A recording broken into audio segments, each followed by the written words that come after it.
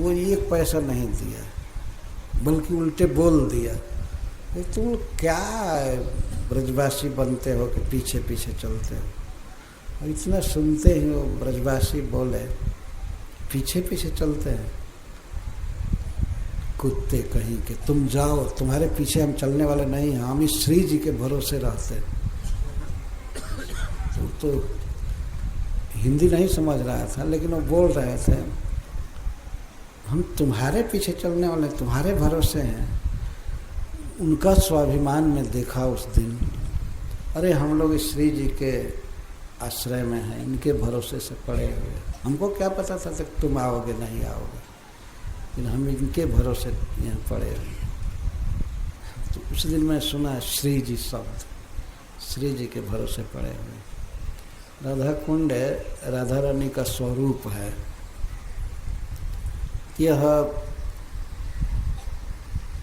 बहुलाष्टमी के दिन आधी रात को प्रकट हुआ, कार्तिक कृष्णा अष्टमी को, और कई वर्षों से लगातार इस काम के भक्त लोग इस पर्व पर राधा कुंड में स्नान करते हैं। ऐसा कहा गया है कि उस रात्रि में जो राधा कुंड के आविर्भाव दिवस पर, उस अवसर पर राधा कुंड में स्नान करते हैं, उन्हें राधा रानी अपना प्रेम दान करती, कृष्ण प्रेम मिलता है। तो इस प्रकार भगवान श्री कृष्ण ने लीला किया, अरिष्ट का वध किया। हरीश्वरी जी बहुत बहुत लिखे हैं। अरिष्ट का अर्थ अनिष्ट भी होता है। ये अरिष्ट मतलब जीवन में जो भी दुख है, ये अरिष्ट का नाश जरूरी था। और ये अरिष्ट कभी कभी धर्म का रूप धारण करके आता है। व्यक्ति ये सोचता है कि हम धार्मिक हैं, हम धर्म कर रहे हैं, ये कर रहे हैं, लेकिन इसका भी नाश है। किसी भक्त के जीवन में कोई बुरा कर्म कई जन्मों, प्राचीन जन्म में हो चुका है, वो जो बचा रहता है बुरा फल देने वाला कर्म, उसको अरिष्ट कहते हैं या अदृष्ट कहते हैं। लेकिन भगवान की भक्ति से वो सब नष्ट हो जाता है।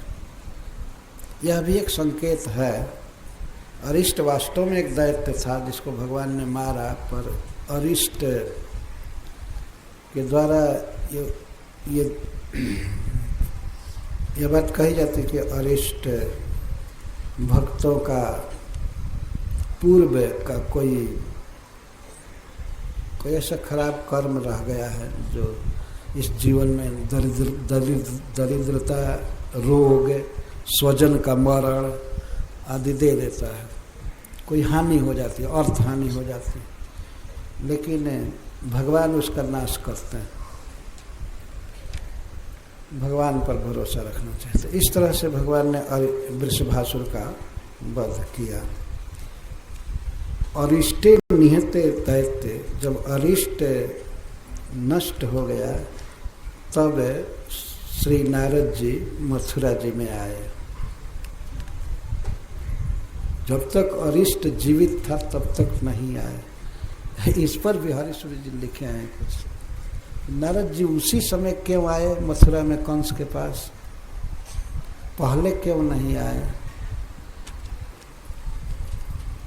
तो वो उनकी उत्प्रेक्षाएं बताई जाएगी बाद की कथा में। हरे कृष्ण।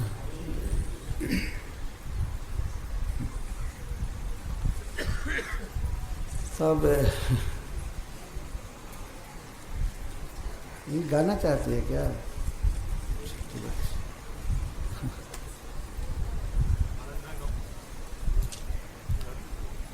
तो उसको आप तो एक ही याद किए हैं, कोकिला बन बिहारी।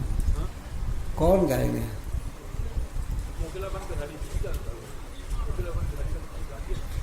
हाँ, और कौन गाएंगे बताइए। तो कौन एक लाइन बताएं?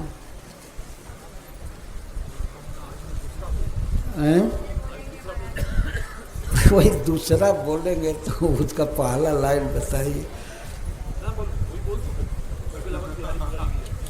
तो आपको याद नहीं है मतलब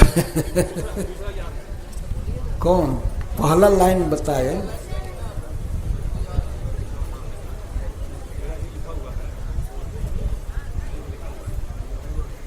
तो मेरा लिखा हुआ तो और याद रहेगा ना पहला।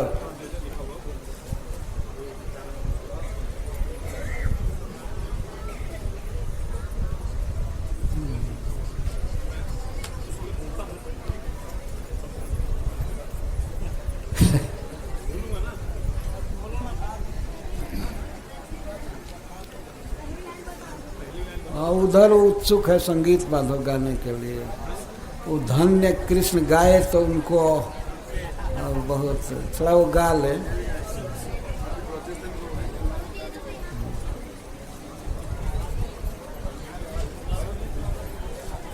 बड़े ध्यान से देख रहे थे तो इसमें कौन याद है आप?